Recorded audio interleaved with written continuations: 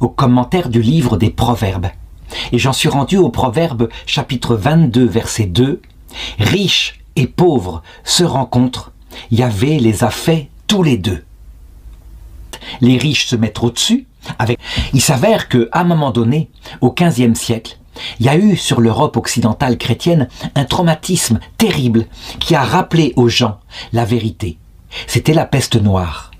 Une maladie qui a surgi d'Orient, on ne savait pas d'où elle venait, mais qui s'est mise à tuer tout le monde, indifféremment, et on ne savait pas comment elle tuait. Le Moyen-Âge, qui était tellement chrétien, qui était en train de construire les cathédrales, se rendait compte que la mort pouvait frapper. Le matin, on tombait malade, on avait une fièvre, et le soir, on était mort.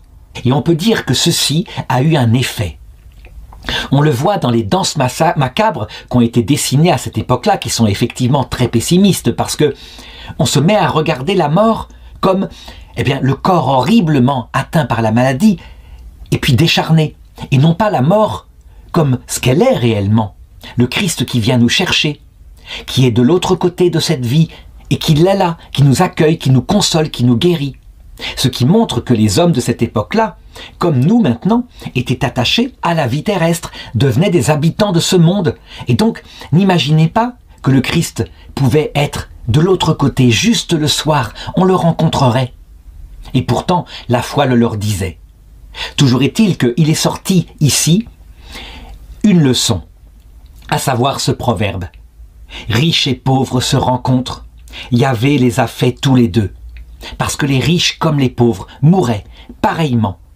Et je dirais à un moment donné, quand on a vu en France une révolte se lever dans la populace contre les Juifs en disant « ce sont eux qui empoisonnent les puits », eh bien le pape qui était à l'époque en Avignon leur a dit « mais c'est lamentable, comment pouvez-vous croire en une telle bêtise? Vous voyez bien que les Juifs meurent tout autant que vous ». La grande égalité, tout homme devant Dieu était là égal et mourait et entrait dans l'autre monde. Ça a été une leçon terrible pour l'humanité, mais une leçon qui, je dirais, qui mettait, qui balayait ce qu'on pourrait dire, ça veut dire l'idée que les riches étaient plus près de Dieu et donc avaient des prix Dieu beaucoup plus proches du cœur que les pauvres.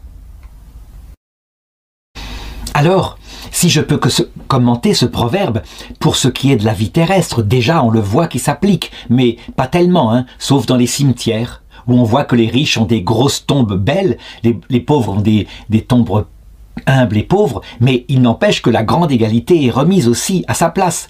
Un riche dans sa belle tombe en marbre, eh bien il est tout aussi pourri que le pauvre. Donc l'égalité se fait. Cependant, c'est de l'autre côté que véritablement l'égalité se fera.